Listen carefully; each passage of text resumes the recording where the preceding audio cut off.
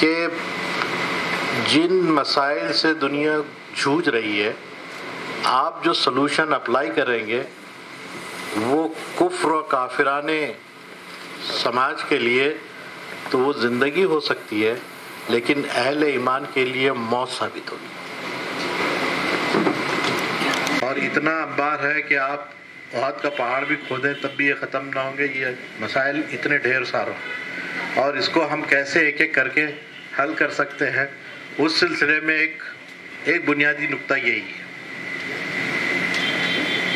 دوسری بات میں آپ سے عرض کرنا چاہتا ہوں، اگر ہم یہ سمجھتے ہیں کہ ہمارے مسائل بینگ اے مسلم اور مسلمان ہونے کی وجہ سے، اور اس کا سلوشن بھی وہی ہونا چاہیے جو مسئلے کی اصل جڑ ہے، تو پھر ہمیں رجوع کرنا پڑتا ہے اپنی اصل بنیادوں کی طرف، اس طرف رجوع کرنا پڑتا ہے۔ ہم بھلے ہی پیچھے سرک کر سوچیں، 2 قدم پیچھے ہٹ کے سوچیں، لیکن سلوشن آپ کو وہیں ملے گا۔ اگر ایمانداری سے اس سلوشن پہ عمل کیا جائے گا تو زندگی کے ہر مسئلہ حل کر سکتے ہیں، لیکن ہم اس کو خاطر ہی میں نہیں لاتے، اور ہم یہ سمجھتے ہیں کہ چیزیں اگر پرانی ہو جائے تو بے فائدہ ہو جاتی ہیں، حالانکہ چیزیں جتنی پرانی ہوتی ہے ممکن ہے کہ فائدہ اس سے زیادہ ہوتا ہو، اور چیزوں کے رد اور قبول کا پیمانہ ہمارے پاس اس کے پرانے اور نئے ہونے کا نہیں ہے، اس کے حق اور ناحق ہونے کا ہے، صحیح اور غلط ہونے کا ہے، اس کا سچ اور جھوٹ کا یہ پیمانہ ہمارے پاس ہے کہ آپ کسی کو قبول اور رد کرتے ہیں تو اس کی بنیاد کیا ہے، بنیاد پرانا ہونا ہے یا نیا ہونا ہے، بنیاد نفع ہے یا نقصان ہے، بنیاد تو صحیح کیا ہے اور غلط کیا ہے۔ اگر ہمارے فیصلے صحیح کیا ہے اور غلط کیا ہے اس پر اگر ہوتے ہوں، حق اور ناحق پر ہوتے ہوں، چاہے کسی حق کو قبول کرنے میں نقصان بھی ہو جاتا ہو، کسی سچائی کو ایکسیپٹ کرنے میں کوئی ہمارا نقصان بھی ہو جاتا ہو، تب بھی یہ بات وہ پراپر سلوشن ہے جو ہم کسی مسئلے کو حل کرنے کے لیے اپلائی کر سکتے ہیں۔ اس تمیزی گفتگو کے بعد آپ سے عرض کرنی بات یہ ہے کہ یہ ایک خوشی کا موقع ہے کہ شہر ناندیڑ میں تمام جماعتوں اور تمام سرکردہ جو شخصیات ہیں ان کا ایک وفاق وجود میں آیا ہے۔ اللہ تعالیٰ جمعیت کو باقی رکھے اور اس کو نظر بد سے بچائے، اس سے بہت سارے جو مسائل جو ہمارے ہیں اس کو حل کرنے میں یہ معاون ثابت ہو، اس لیے کہ اللہ کو جوڑ پسند ہے، انتشار پسند نہیں۔ اللہ نے امت کے اتحاد کو فرض قرار دیا ہے، واجب ہے اتحاد، اور انتشار گناہ ہے۔ انتشار گناہ ہے، جو انتشار میں رہے گا وہ بھی گناہ گار ہے۔ انتشار پیدا کرنا تو وہ مہا گناہ ہے، لیکن جو انتشار میں رہے گا وہ بھی گناہ گار ہے، اور انتشار پیدا کرنے والا تو مہا گناہ گار ہے، وہ تو اور ڈبل عذاب کا مستحق ہونے والا ہے۔ اب ہم جن بنیادوں کو یہاں پر تلاش رہے ہیں، جیسے بھی گفتگو آپ نے سنی ہے، ایک بہت ہی سنجیدہ گفتگو، ایک فکری اور ایک آئیڈیالوجیکل جو بنیادوں پر ایک گفتگو آپ نے سماعت فرمائی ہے کہ ہماری بنیادیں کیا ہیں، ہم کیوں ایک دوسرے سے ملتے جڑتے ہیں، جبکہ ہماری ساری چیزیں جو ہے بنیادی طور پر ایک ہیں، اس کے باوجود بھی ہمارا جو اختلاف ہے وہ بنیادی طور پہ اختلاف نہیں ہے، بلکہ وہ وسعت ہے، وہ ہمارے دین کی وسعت ہے، ہماری سوچ کی وسعت ہے، ہمارے نظریے کی وسعت ہے۔ ہم ایک طریقے سے ایسے بھی سوچ سکتے ہیں، ایسے بھی سوچ سکتے ہیں، ایسے بھی سوچ سکتے ہیں۔ ہم نماز کبھی رفع دین ہاتھ اٹھا کر بھی پڑھ سکتے ہیں، کبھی ہاتھ چھوڑ کے بھی پڑھ سکتے ہیں۔ ہمارے لیے اللہ تعالیٰ نے، اس کے رسول نے اتنا بڑا وسیع میدان رکھا ہے اپنے معاملے کے لیے، تو یہ افضل، یہ فضیلت، یعنی یہ افضل ہے، یہ غیر افضل کا فرق ہے، یہ صحیح اور غلط کا نہیں ہے کہ یہ صحیح ہے اور یہ غلط۔ ایسا کوئی اختلاف ہمارے پاس نہیں ہے جس کی وجہ سے ہم ایک دوسرے کو کفر کا فتویٰ دیتے ہوں، بلکہ ہم ایک دوسرے کو کنسیڈر کرتے ہیں، ایک دوسرے کو کمپنسیٹ کرتے ہیں۔ ہمارے فقہاء نے بہت بنیادی باتیں کی ہے کہ وہ ایک دوسرے کو ایڈجسٹ کرتے تھے، کبھی ادھر سولوشن نہ ہو تو ادھر سے مسئلے کو لے لیا جاتا تھا، اور ادھر کے مسئلوں سے حل کر کے امت کو ایک سولوشن دیا جاتا تھا۔ تو اتحاد کی بنیادیں ہمارے پاس بہت موجود ہیں، باوجود ہے کہ بظاہر انتشار نظر آتا ہو، باوجود ایک انتشار نہ تو، لیکن اتحاد اس کی بنیادوں میں ہے۔ اللہ کے رسول نے کہا کہ وہ بنو خریزہ کی جہاں وہ قبیلہ رہتا تھا وہاں جا کے وہاں عصر کی نماز پڑھیں؟ اب جو فوج کی ٹکڑی تھی وہ چل پڑی، راستے میں عصر کا وقت ہو گیا. اب آدھے لوگوں نے سوچا کہ عصر کا وقت ہو گیا اب یہاں نماز پڑھ لیں. نہیں، آدھے لوگوں نے کہا کہ نہیں، اللہ کے رسول نے کہا کہ عصر وہاں جا کے پڑھیں. اب وہ اختلاف ہو گیا، آدھے لوگ چل پڑے، آدھے لوگوں نے نماز پڑھی، اور یہ عشاء کے وقت پہنچے. جو لیٹ تھے وہ عشاء کے وقت پہنچے، وہ وہاں پڑھ کے انہوں نے ساری نمازیں پڑھی.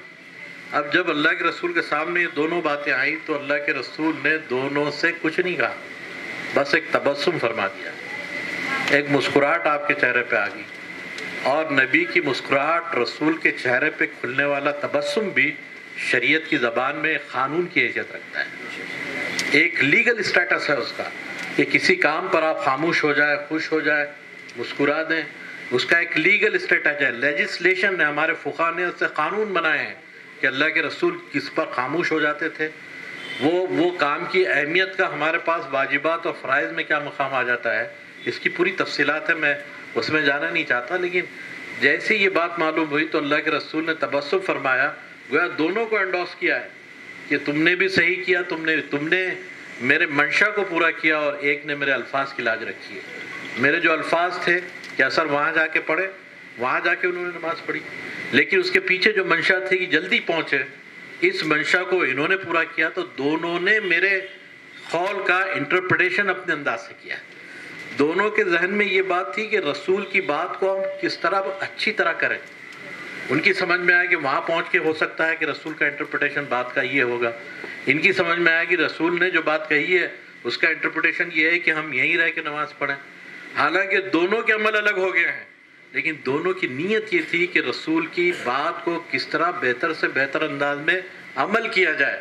ان کی اس نیت نے باوجود یہ کہ عمل کو الگ کر دیا ہے، لیکن اللہ کے رسول نے دونوں کو انڈورس کر کے یہ بتا دیا ہے کہ دونوں کی نیتوں کے حوالے سے یہ اختلاف ہونے کے باوجود یہ وسعت ہمارے پاس ہے. یہ امت کے تحت ہے. اگر جماعتیں امت بن گئی تو امت ختم ہو جائے گی. سب مل کر اگر امت بنتی ہے تو یہ ایک سولوشن ہو سکتا ہے. تو خیر یہ ایک دوسری بات تھی، میں یہ عرض کر رہا تھا کہ اتحاد میں ہمارے پاس ان نازک چیزوں کا بھی خیال رکھا گیا ہے کہ ہم کن کن چیزوں کا خیال رکھ کے آگے بڑھیں. تیسری بات جو آپ سے عرض کرنی ہے وہ یہ ہے کہ موجودہ صورتحال میں ہمارا رویہ کیا ہونا چاہیے. موجودہ صورتحال میں جو مسائل ہمارے ہیں، فی زمانہ جو ہمارے مسائل ہیں، اس کو ہم کس نظر سے دیکھتے ہیں. آپ جانتے ہیں میں تھوڑی سی جرات کر رہا ہوں، اگر آپ اجازت دیں تھوڑا سا میں ایک اسپیس لے رہا ہوں آپ لوگوں سے، ایک ایسی جگہ کھڑے رہ کر جا کے اہل علم موجود ہے، میں صرف ایک اسپیس لے کر اپنی بات رکھنا چاہتا ہوں سمجھنے اور سمجھانے کے لیے کہ قرآن مجید کو اگر آپ پڑھیں گے تو سب سے زیادہ کسی نبی کا واقعہ آپ کو ملے گا تو حضرت موسیٰ علیہ السلام کے. حضرت موسیٰ علیہ السلام کا واقعہ وہ ریپیٹڈ کئی مرتبہ جو ہے آپ کو قرآن مجید میں ملے گا، اور چیدہ واقعات کو قرآن نے کلیکٹ کیا ہے. سب سے زیادہ کسی نبی کا اگر واقعہ ہے قرآن مجید میں تو حضرت موسیٰ علیہ السلام کا ہے. اور موسیٰ علیہ السلام کے حالات کو اگر آپ اینالائز کرتے ہیں اور اس کا تجزیہ کرتے ہیں تو وہ حالات ہمارے اپنے ملک سے ملتے جلتے ہیں. سورہ قصص وغیرہ کے اندر جو ڈیٹیلز ہے یا اعراف میں ڈیٹیلز ہے جس بنیادوں پر کہ فرعون جو حکومت کرتا تھا اس کی بنیادیں کیا تھیں، حکومت کرنے والا فرعون اس کی بنیادیں کیا تھیں. قرآن کہتا ہے کہ اس نے انسانوں کو تقسیم کر رکھا تھا. میں پوری ڈیٹیلز آپ کے سامنے نہیں کر رہا ہوں، اشارے کر رہا ہوں. سورہ قصص میں ہے کہ وہ انسانوں کو اس نے تقسیم کر رکھا تھا. یہاں بھی انسانوں کو تقسیم کر کے رکھا گیا ہے. کوئی سر سے پیدا ہوتا ہے، کوئی پیٹ سے پیدا ہوتا ہے، کوئی جو ہے ہاتھوں سے پیدا ہوتا ہے، کوئی چرنوں سے جنم لیتا ہے. اور اس کے بعد بھی اور ایک جو ہے ڈیوائیڈیشن ہمارے پاس ہے کہ دھندوں اور کاروبار کی بنیاد پر انسانوں کو تقسیم کر رکھا گیا ہے، ذاتوں اور جماعتوں کی بنیاد پر جو ہے تقسیم کر رکھا گیا. فرعون کا طریقہ حکومت انسانوں کو تقسیم کر کے اپنی حکومت چلانا تھا. اس وقت کی حکومت کا بھی طریقہ کار وہی ہے. اس میں قرآن کہتا ہے کہ ان میں سے ایک گروہ کو جو انسانوں کو تقسیم کر رکھا تھا، ایک گروہ پر وہ ظلم کرتا تھا.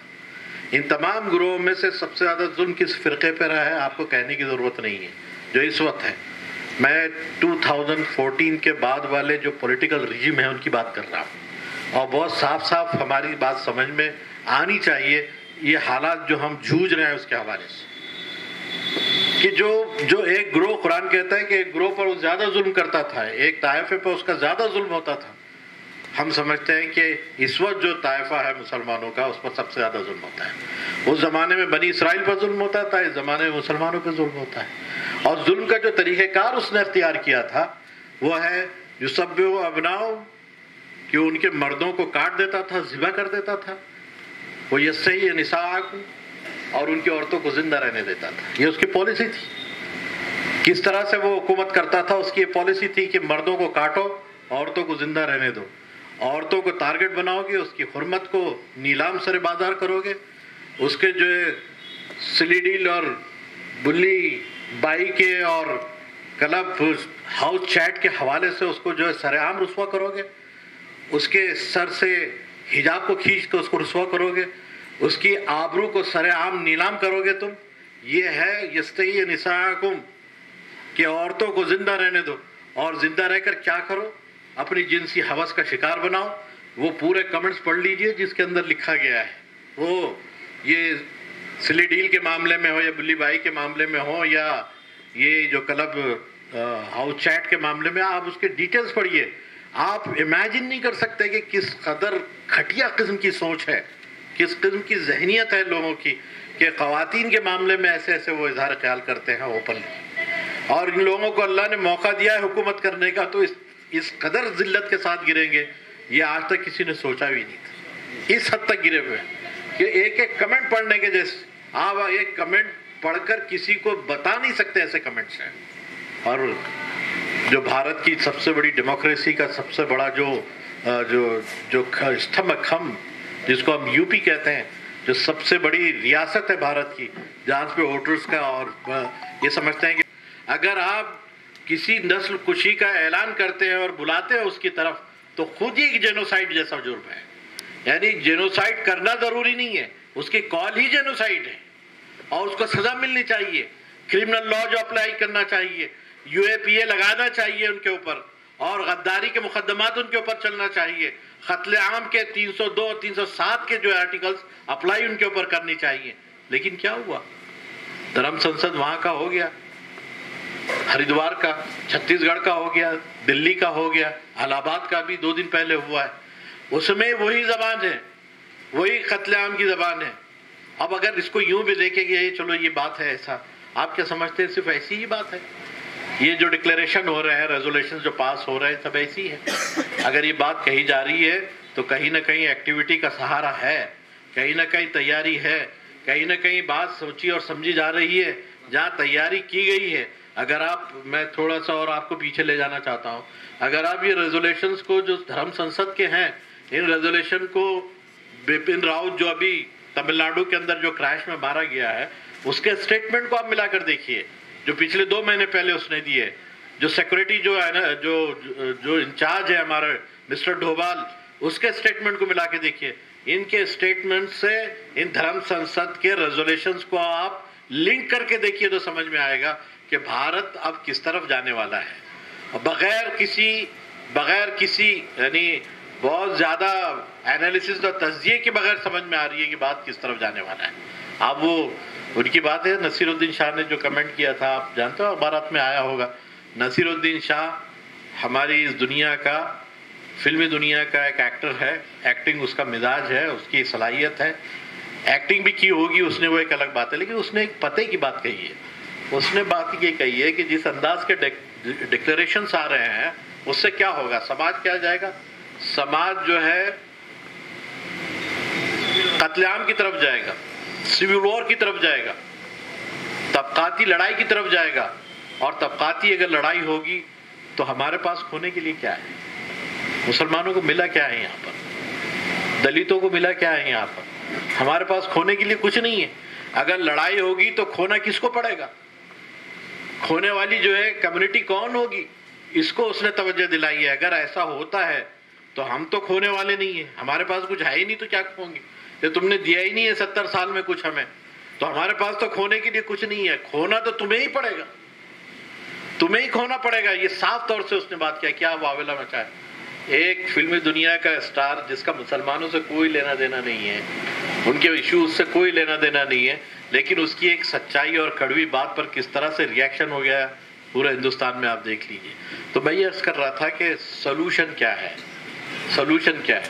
اگر یہ تمام چیزوں کا اگر آپ دیکھیں گے تو حضرت موسیٰ نے جو کیا ہے وہی سولوشن ہے۔ اس کو ذرا ٹھہر کر ہمارے جو ذی علم لوگ ہیں ان کو بیٹھ کر نکالنا پڑے گا کہ وہ سولوشن کیا ہے۔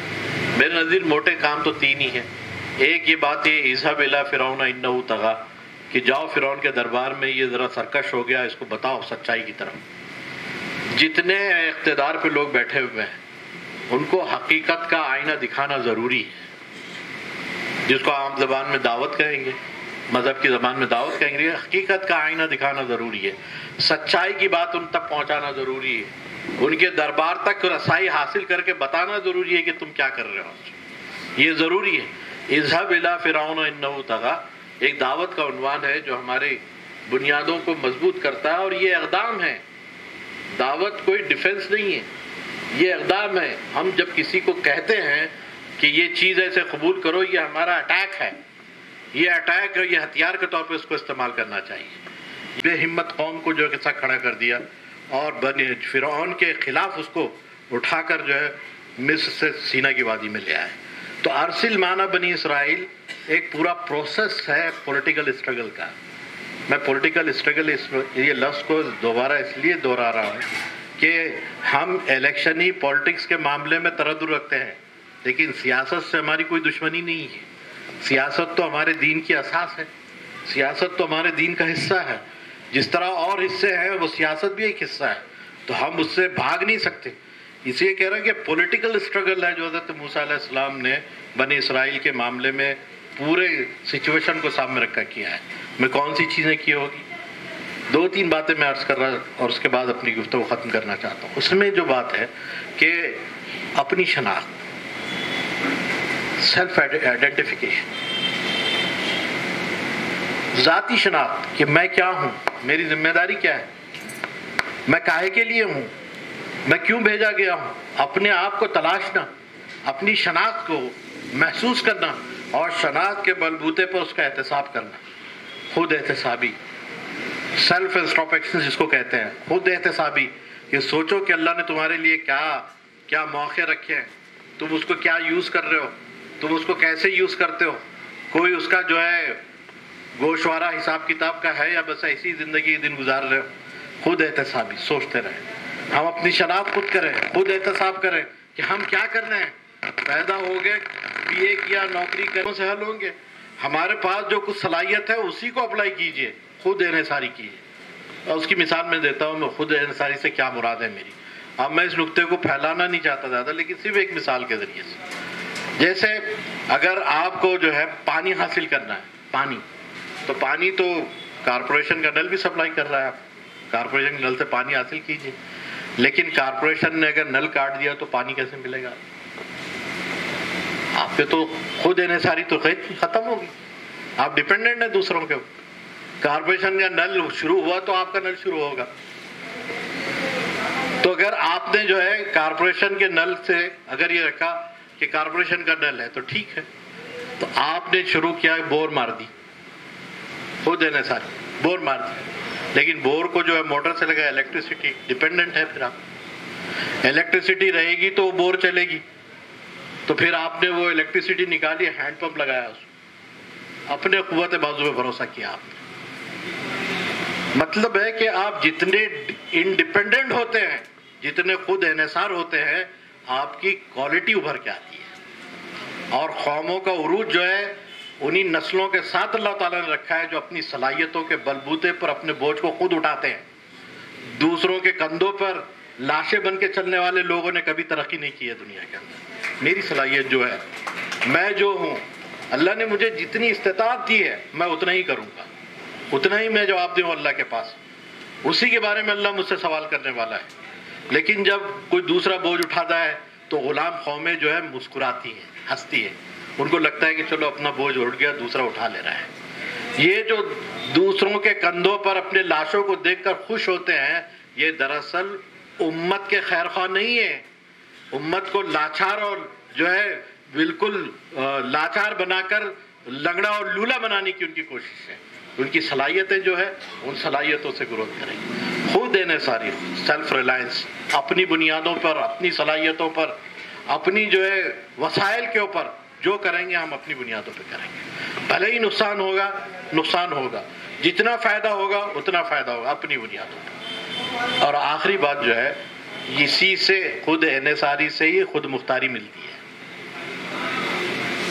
ایسی نہیں ملتی خود مختاری. اور موسیٰ علیہ السلام کا پورا اسٹرگل اگر آپ، میں اس موقع پر جو لوگ پڑھے لکھے ہیں، پلیز میں علماء سے ریکویسٹ نہیں کر رہا ہوں، وہ لوگ جو کہ جدید تعلیمی یافتہ ہے وہ مختلف تفسیروں سے پڑھیں، نکالیں کچھ. علماء تو جانتے ہی ہیں سب، لیکن جو لوگ جانتے نہیں ہیں میں ان کی طرف کر رہا ہوں کہ وہ نکالیں تفسیروں سے. حضرت موسیٰ علیہ السلام کا جو پولیٹیکل فریڈم اسٹرگل ہے، اس میں کون سے نکات ہیں جو امت کو جو ہے عروج کی طرف لے جاتے ہیں. اور پھر حضرت موسیٰ علیہ السلام نے فرعون کی پورے لاؤ لشکر کو، ایک معجزہ تو اللہ نے کیا ہے لیکن جو انجام ہوا ہے اس کا کہ اللہ نے اس کو وہاں سے نکال دیا. اور آخری بات، اگر ہم ایسا نہیں کر سکتے، یہ ہماری صلاحیتیں ایسی نہیں ہو سکتی، تو آپ یاد رکھیے کہ سورہ قصص میں اللہ نے اپنے ارادے کا بھی اعلان کیا ہے. یہ بتایا کہ جب بنی اسرائیل کو ان کے مردوں کو کاٹنے اور عورتوں کو زندہ رکھنے کے بارے میں جہاں اعلان ہے، وہیں پہ بتایا کہ پھر اللہ کا ارادہ کیا تھا ان لوگوں کے پاس. کہا کہ اللہ کا ارادہ تھا کہ ان پہ احسان کریں جو کمزور بنا کر دبا دیے گئے تھے، زمین میں جو کمزور تھے ان کے اوپر احسان کریں. اللہ نے کا ارادہ یہ تھا، اور وہ احسان کیا تھا کہ ان کو زمین پر امام بنا دیں، ان کو زمین پر امام بنا دیں، ان کو وارث بنا دیں، تمکن فی الارض ان کو عطا کر دیں. 3 باتیں کی ہے قرآن نے، ان کو امام بنا دیں، لیڈر بنا دیں ان کو. دوسری بات یہ کی ہے کہ ان کو وارث بنا دیں، زمین کا وارث بنا دیں. جتنے مفسرین ہیں سب کی تفسیر اٹھا کے دیکھ لیجیے آپ، سب نے بات لکھی ہے کہ زمین کی وراثت ان کو دی گئی. اور تیسری بات یہ کی ہے کہ تمکن فی الارض، اقتدار جو تھا اس زمانے کا ان کو عطا کیا گیا ہے. یہ تینوں باتیں قرآن نے کی ہے. کمزور بنا دیے گئے تھے، دبا دیے گئے تھے، ان کے لڑکے کاٹے جا رہے تھے، ان کی عورتوں کو زندہ رکھا جا رہا تھا، لیکن اللہ کا ارادہ یہ تھا کہ ان کو کھڑا کر دے گا. بس یہ اللہ کے ارادے کی چاہت کیجیے کہ آج بے بس ہیں، بے کس ہیں، جیسے بھی ہیں، دین کے معاملے میں کمزور تر ہیں، رسول سے محبت میں، اس کی تعلیمات پر عمل کرنے میں کمزور ہیں، لیکن ہے تو اسی دین کے حوالے سے مانے جاتے ہیں. اور یہ در چھوڑ کر ہم جائیں گے بھی کہاں پر؟ کون سا در ہے جو ہمیں قبول کرنے والا ہے؟ ان حالات میں، ان پریشانیوں کے معاملات میں جائیں گے کہاں؟ تو مسلمان جائے گا کہاں پر؟ یہی در ہے جس میں اگر رسوا بھی ہوئے تو کامیابی ہے. یہی در ہے جس میں رسوا بھی ہوئے تو کامیابی ہے، اور کامیاب ہو گئے تو کیا کہنے ہیں. یہی در ہے جو ہم کو اٹھائے گا، اور اس کے علاوہ کوئی در نہیں ہے جس میں ہماری کوئی چیز قبول کی جانے والی ہے. تو کیا ہم پریشانیوں میں، مصیبتوں میں، حالات میں، موب لنچنگ میں، حجاب کے معاملے میں، یا یہ کہ یہ دھرم سنسد کے ڈکلیریشن کے معاملات میں اپنے دین کو چھوڑ دیں گے، اپنی بنیادوں کو چھوڑ دیں گے؟ موج خون سر سے ہی کیوں نہ گزر جائے، آستانے یار سے اٹھ جائے کیا؟ آستانے یار سے اٹھا نہیں جا سکتا، وہ تو اسی در کے اوپر جان دی جا سکتی ہے، اسی در پر باقی رکھا جاتا ہے، اس لیے کہ وہی در ہے جو ہمیں کامیابی سے سرفراز کرنے والا ہے. اس کے علاوہ کوئی در نہیں ہے جو ہماری جو ہے منتوں اور مرادوں کو برلانے والا ہے. اسی در کے حوالے سے ہمیں اسی سے جڑ کے رہنا ہے. اس میں ہو سکتا ہے کہ بعض لوگوں کو میری یہ گفتگو بہت ہی ریجڈ اور بہت ہی فنڈامنٹل لگ رہی ہو، لیکن اس کے سوا مسلمانوں کا کوئی حل بھارت کے اندر نہیں ہے، کوئی حل نہیں ہے، کوئی آپشن نہیں ہے مسلمانوں کے لیے کہ وہ اپنے دین سے چمٹے رہیں، اس کی ایک ایک بات کو پکڑ کے رکھیں، دانتوں سے اس طرح کس کے رکھیں کہ کوئی چیز چھوٹنے نہ پائے.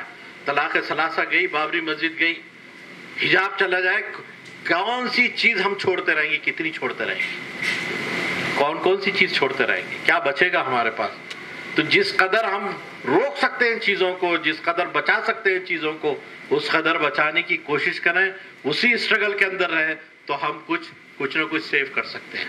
ورنہ تو اللہ تعالیٰ نے مایوسی کو کفر کہا ہے، حالات میں پریشان ہو کر معاملات خراب کرنے سے منع کیا ہے، اور چیزوں کو پازیٹیو دیکھنے کا جو حکم دیا ہے، ہمیشہ نیگیٹو کی طرف دیکھنے کے بارے میں منع کیا ہے. پازیٹیو سوچو، پازیٹیو لو. یہ حالات جو ہے ہمیں کندن بنا رہے ہیں، دبائے جا رہے ہیں ہم کو چاروں طرف سے، تاکہ کندن بن کر نکلیں.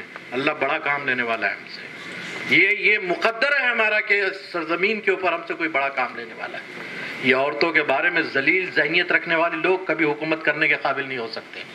جن کے دماغوں کے اندر یہ گوبر بسا ہوا اتنی گندگی اور سڑی ہوئی تہذیب کی یہ علامت بن کے آ رہے ہیں، یہ کبھی حکومت کرنے کے قابل ہو ہی نہیں سکتے.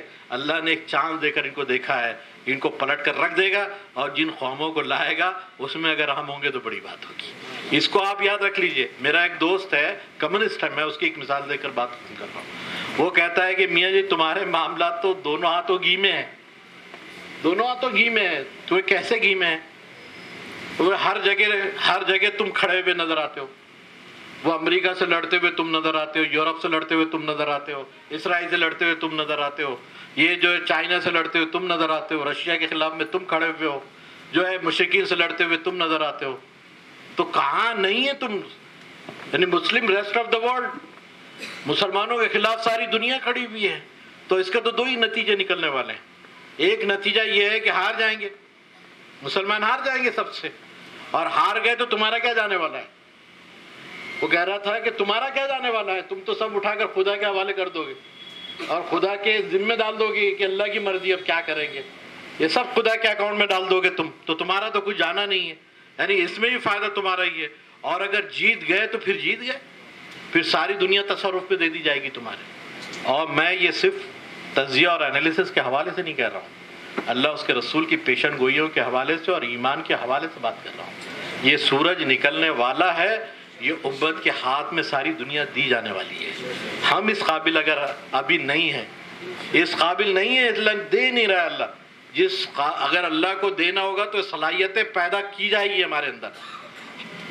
یہ حالات کا دباؤ، یہ حالات میں تحمل سے رہنا، صبر و استقامت سے ڈٹے رہنا، اپنی سوچ پر باقی رہنا، لوگوں کی آنکھوں میں آنکھیں ڈال کر بات کرنا، کبھی جو ہے کمپرومائز نہ کرنا اپنے اصولوں، اپنے ضوابط کے معاملے میں.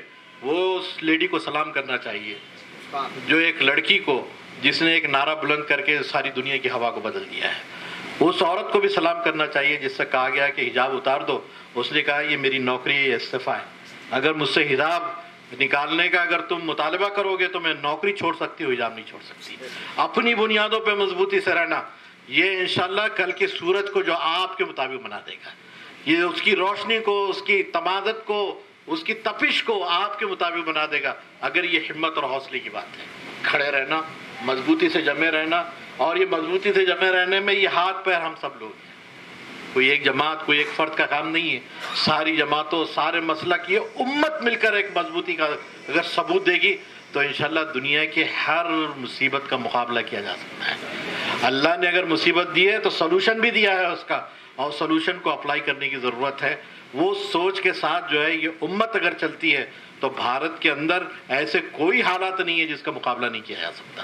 اس سے بڑے بڑے طوفان سر سے گزر گئے ہیں.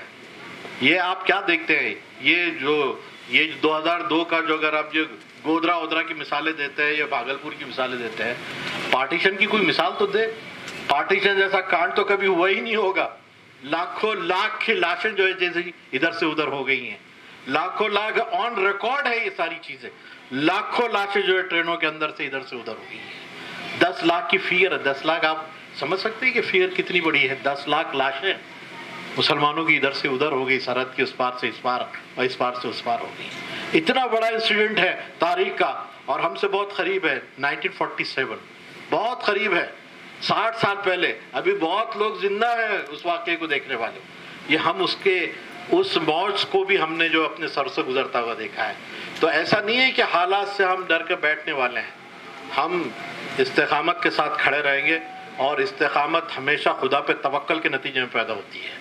ثابت قدمی اور صبر خدا پہ توکل کے نتیجے میں پیدا ہوتا ہے. اور خدا پہ توکل ایمان کا سب سے بڑا مظہر ہے. ایمان ہے تو توکل ہے، اور توکل ہے تو استقامت ہے. بھارت میں جو سب سے زیادہ ضرورت ہے اسی توکل کی ہے، اسی استقامت کی ہے. سارے مسئلے حل ہو جائیں گے. مضبوطی کے ساتھ کھڑے رہنے کی ضرورت ہے. اپنی پوزیشن، اپنی سوچ، اپنی فکر، اپنی آئیڈیالوجی، جس کو اگر ہم مذہب کی زبان میں بات کریں تو اپنا ایمان، اپنا عقیدہ ہر حال میں. حجاب کھینچتا ہے، کھینچنے دو، لیکن ہم حجاب سے دستبردار نہیں ہو سکتے. اس کو چھوڑنے سے بابری مسجد ہتھیا لیا گیا ہے، لیکن خدا کی قسم قیامت تک اس سے دستبردار نہیں ہوں گے. قوت ملے گی تو حاصل کر لیں گے، حالات ہوں گے تو اس کو لے لیں گے. آج ہمارے بس میں نہیں ہے اس لیے جا رہی یہ چیزیں، لیکن جس وقت بس آ جائے گا، چیزیں ہماری طرف رول ہو کر آ جائے گی، یہ بال ہماری کورٹ میں آ جائے گی، اس وقت تو ہم انصاف کریں گے نا. اس وقت تو حالات کو دیکھیں گے اسی نظر سے، جو ہمارے ساتھ زیادتیاں ہوئی ہیں، جو کچھ ہمارے ساتھ کیا گیا ہے، اس وقت ہم زیادتی نہیں کریں گے، اس وقت انصاف سے کام لیں گے، یہ وعدے کے ساتھ. تو میں کہتا ہوں کہ اس زمین کے اوپر اس سوچ کے ساتھ اگر مسلمان رہتا ہے تو دنیا کا کوئی حال احوال اسے پریشان نہیں کر سکتا. اس کو ٹوٹنے بکھرنے چھوٹی چھوٹی باتوں سے جو ناراضگیاں پیدا ہوتی ہیں، کسی کی رائے نہیں لی گئی، کسی کو پوچھا نہیں گیا، کسی کا فوٹو نہیں آیا، کسی کا نام اخبار میں نہیں آیا، یہ بہت سارے مسائل ہم بھگت رہے ہیں. اس لیے آپ سے کہہ رہے ہیں ان چیزوں پر چھوٹی چھوٹی باتوں کو اوائڈ کیجئے، خدا کے لیے کیجئے، اللہ کے لیے کیجئے، اللہ کے رضوان اور اس کے دیدار کے لیے کیجئے. یہی حق ہے. اور یہ اگر آپ چاہتے ہیں خدا کی تمنا، خدا کی رضا، خدا کا دیدار، تو یہ چھوٹی چھوٹی باتیں ہمیں جو ہے وہ نہیں کرے، رسوا نہیں کرے گی. تو یہ جو کوششیں ہیں ہماری، اللہ تعالیٰ اس کوششوں کو جلا بخشے، اور شہر کے اندر جب بھی کوئی ایسے ایمرجنسی کے حالات ہوتے ہوں، یہ مل بیٹھ کر فیصلہ کرنے کی پوزیشن پہ ہوں. کوشش کریں کہ کنسنسس سے مسئلہ حل ہو جائے یا کثرت سے رائے سے مسئلہ حل ہو جائے. یہ سب کی رائے الگ الگ ہوتی ہے، یاد رکھیے ہر ایک رائے پر فیصلہ نہیں ہو سکتا. پلیز مشاورت کی اس نقطے کو بھی سمجھ لیجئے، ہر رائے پہ فیصلہ نہیں کیا جا سکتا. رائے سب سے لی جائے گی، لیکن فیصلہ جو ہے وَعَزَّمْ تَوَكَّلَ عَلَى اللَّهِ کہ بس جس پہ عزم مستحکم ہو جائے، اللہ پر جس پہ بھروسہ اور توکل کے ساتھ جم جائے، اس پر فیصلہ ہو جانا چاہیے. ہر ایک مفاد میں جو ہوگا مل جل کر کوشش کریں گے انشاءاللہ. بولے آپ نے اللہ کو حاضر ناظر جان کر یہ وعدہ کیا ہے، اس کا پاس و خیال رکھنا آپ